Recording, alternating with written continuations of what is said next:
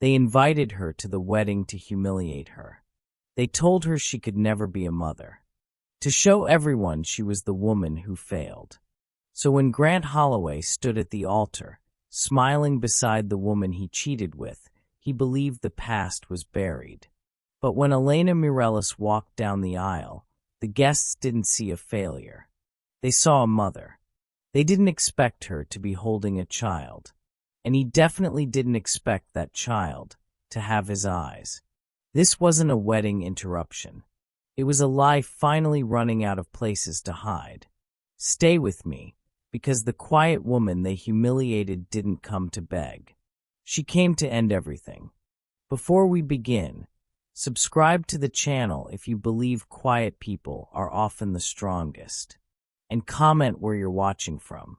Now let's go back to the moment everything broke. You can't sit there. The voice was sharp, cold, polite in the way only rich cruelty could be. Elena Mireles stood at the edge of the wedding aisle, holding her son against her chest. The boy's small black shoes dangled. His tiny hand rested calmly against her collarbone, like he trusted the world to hold still for him. "I'm on the list," Elena said softly. Marion Holloway, Grant's mother, didn't bother lowering her voice. "You're not family," she said. "And this is a family moment." Every guest turned.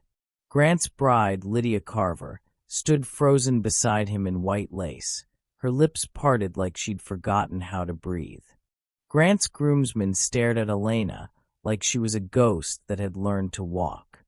And Grant Holloway, the man who once slept beside Elena for 7 years, looked at the child in her arms like his worst memory had grown a face.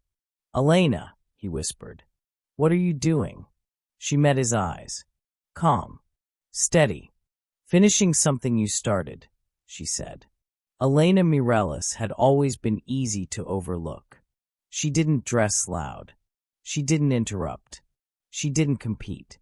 She worked as a medical billing assistant for a private clinic in Boca Raton. She drove a 10-year-old silver Toyota with a cracked dashboard and a radio that only worked when it wanted to. She packed her lunch every day.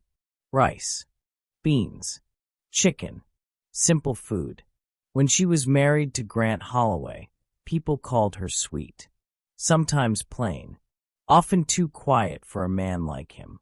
Grant was ambition wrapped in charm. He had thick brown hair, sharp teeth, and a smile that made investors trust him too quickly.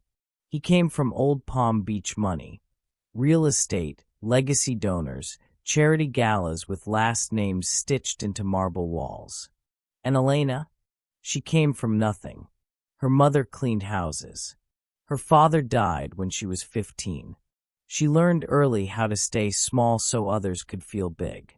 When Grant married her, his mother smiled through clenched teeth. "She's temporary," Marion once said, "not quietly enough. She'll learn her place." Elena heard. She always heard. The lie began with a doctor's office. Grant and Elena had been trying for a baby for almost 2 years when Marion stepped in. She paid for specialists, private rooms, second opinions. Then came the verdict. Infertility, unlikely to conceive, structural complications. Elena cried in the car for an hour. Grant didn't hold her that night. He stared at the wall instead. Weeks later, he stopped touching her. Months later, he stopped coming home early. By the end of the year, he was sleeping in the guest room to think. "You need therapy," he told her. "You're too emotional. You're obsessed with something you can't fix." She believed him. That's what gaslighting does. It hands you blame and teaches you to swallow it quietly. Then one night, Grant didn't come home at all. The next morning, divorce papers arrived by courier. No conversation, no explanation, just a signature line and a message from Marianne. "This is best for everyone." They erased Elena like a bad investment. Marion Holloway believed in control. She believed in narratives, in public image. in making sure the story always painted her family as clean. So when Grant announced his engagement to Lydia Carver, a tall, blonde charity board darling with the right friends and the right womb, Marianne had an idea. Invite Elena. Not to honor her, to close the chapter. She sent the invitation herself. Cream paper. Gold lettering. "We believe in healing," it read. "This could be good for you." Elena almost threw it away. But then she looked down at her son, and she smiled. Back at the altar, the air was heavy. Grant stepped forward, voice shaking. You said you couldn't." Elena adjusted her grip on the child. "No," she said gently. "You said I couldn't." She turned slightly so the guests could see the boy's face. Dark eyes. Grant's eyes. "This is Mateo," she said. "He's 2. A murmur rippled through the crowd like a breaking wave. Lydia's mother dropped into her chair. Marianne's face went white. "That's impossible," Marianne snapped. "You were diagnosed." Elena reached into her purse. She pulled out a folder, and everything changed.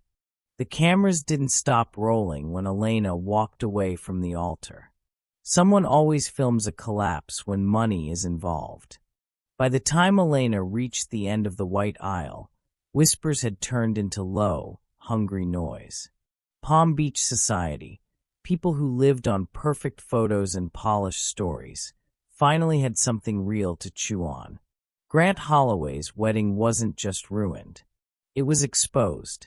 Grant sat on the altar steps, his suit jacket wrinkled, his hands shaking. He looked smaller now. Not powerful. Not charming. Just tired and scared. "Mom," he whispered. "Fix this."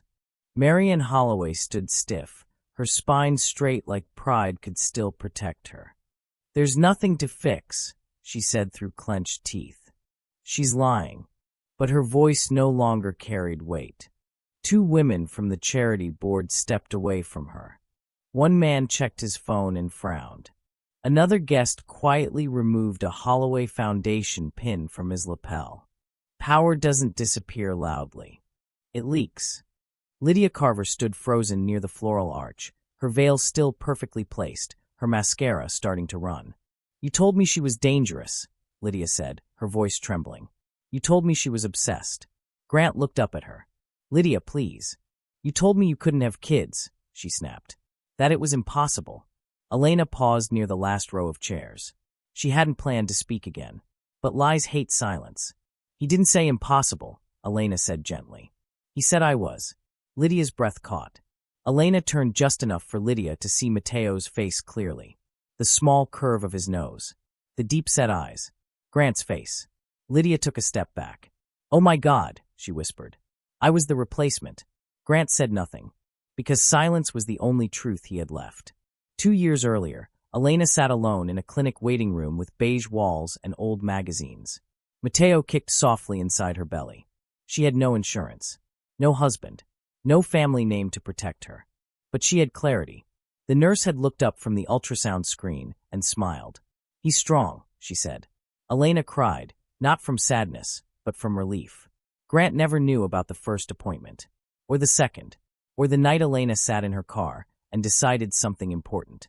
She would never beg him again. She worked extra hours, took freelance billing jobs at night, saved quietly. She didn't announce her pregnancy. She didn't post online. She disappeared. And in that quiet, she became unbreakable. Sirens weren't loud, just distant, enough to make people nervous. Judge Evelyn Cross stepped closer to Elena. "I'd like to speak with you privately," she said. Elena nodded. They walked a few steps away, still visible to everyone. Judge Cross lowered her voice. "The evidence you submitted is solid. Payment records, emails, a sworn statement from the nurse." Elena held Mateo tighter. "I don't want revenge," Elena said. "I just want peace." Judge Cross looked at her carefully. "Peace sometimes comes with consequences for others." Marian overheard. "You can't do this," she snapped. "Do you know who I am?" Judge Cross turned slowly. "Yes," she said. "I do. And that's exactly why this matters." Marianne's face twisted, not in anger, but fear. Because for the first time, money wasn't working. A man in a navy suit stepped forward. Gray hair. Calm eyes. "Marion Holloway," he said. "I'm Daniel Rook, board counsel for the Coastal Medical Alliance." Marion stiffened. "We've been investigating Dr. Simon Hale," Rook continued. "Your name appears in several transactions." Gasps rippled again. Grant stood up suddenly. "This has nothing to do with me." Daniel Rook looked at him. "Actually, Mr. Holloway, it has everything to do with you." Grant froze. "The insurance cancellations," Rook said. "The falsified diagnosis. The timing of the divorce." Grant's mouth opened. No denial came out. Because everyone could finally see the pattern. Lydia let out a small, broken laugh. "I gave up my apartment," she said. "My job. I trusted you." Grant whispered, "I never meant." She raised her hand. "Stop." She pulled the ring off her finger and placed it on the altar table. "I don't marry liars," she said. Then she walked away. Elena watched Lydia go. There was no joy in it, just understanding. Women often meet each other in the wreckage men leave behind. Elena turned toward the exit again. Grant followed her this time, his voice desperate. "Elena, wait. Please." She stopped, but didn't turn around. "You could have told me," he said. "I would have helped." She finally faced him. "You were helping," she said. "Your mother." Grant flinched. "You chose comfort over truth," Elena continued. "You let me believe I was broken." Mateo shifted in her arms. "And now," she added softly, "you don't get to touch what you helped destroy." Grant's shoulders collapsed. "Can I at least?" His voice broke. "Can I know him?" Elena looked down at Mateo, then back at Grant. "You'll hear from my lawyer," she said. Nothing more. Outside, the sun was still shining. Palm trees swayed like nothing had happened. Elena placed Mateo into his car seat. He babbled happily, unaware he had just ended a dynasty. She sat in the driver's seat for a moment, hands on the wheel. Her phone buzzed. A text from an unknown number. "This is Judge Cross. You did the right thing." Elena exhaled. She drove away without looking back. Grant Holloway's name disappeared from 3 boards. Marion Holloway's charity lost donors overnight. The house by the water went quiet. Elena moved to a small town inland. Yellow house. Big windows. Quiet mornings. She worked fewer hours. Mateo learned to say mama. At night, Elena sometimes sat on the porch and watched the sky change colors. No anger. No regret. Just space. They thought silence meant weakness. They never realized it was preparation. If this story stayed with you, subscribe for more stories about quiet strength and hard truths. And tell me in the comments, do you believe the truth always comes out, even when powerful people try to bury it?